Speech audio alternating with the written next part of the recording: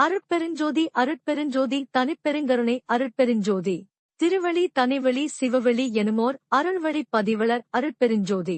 விளக்கம். திருநிலை என்பது ஆயுத எழுத்தை குறிக்கிறது. இந்த ஆயுத எழுத்து எதை குறிக்கிறது?